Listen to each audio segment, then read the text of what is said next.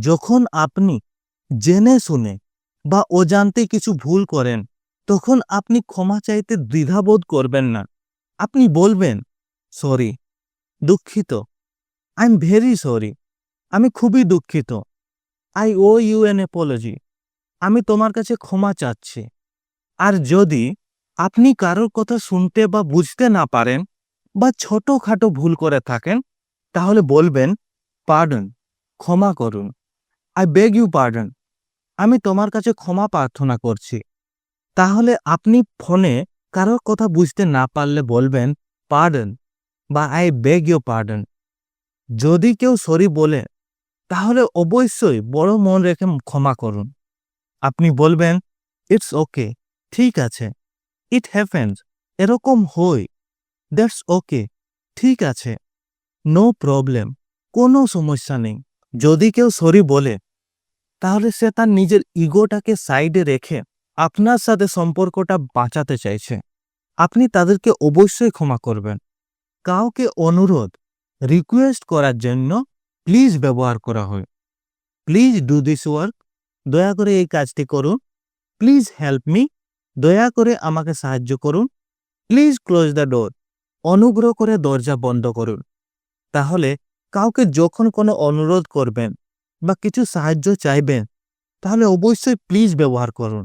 আপনি যদি কাউকে কিছু সময়ের জন্য বিরক্ত, ডিস্টার্ব করতে চান অথবা থামাতে চান বা বাধা দিতে চান, তাহলে বলবেন, এক্সকিউজ মি, ক্ষমা করবেন, আই এম সরি, আমি দুঃখিত। কাউকে বিদায় জানাবার সময় বাই বাই, বিদায়, গুড বাই, বিদায়, এইভাবে বলবেন।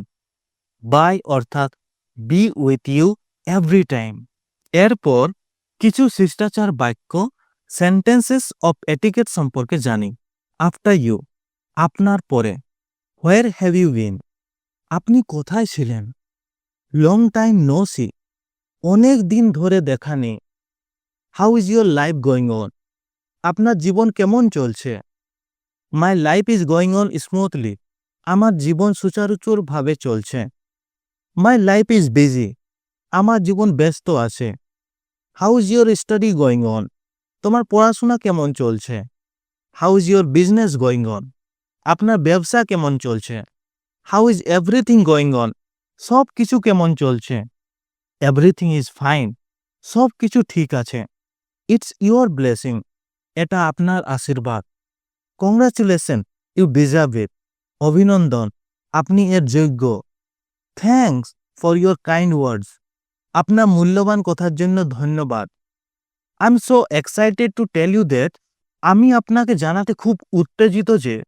I am so glad to hear that, আমি এটা শুনে খুব খুশি। লেটস মিট দিস উইকেন্ড, এই উইকেন্ডে দেখা করা যাক। বাংলায় শেখা স্পোকেন ইংলিশ এখন একদম আপনার হাতে। ইবুকটিতে রয়েছে গ্রামার থেকে কনভারসেশন পর্যন্ত সব কিছু সহজ উদাহরণে। আজই সংগ্রহ করুন spokenenglishguide.in, হোয়াটসঅ্যাপ, আমাজন কিন্ডেল বা গুগল প্লে বুকস থেকে।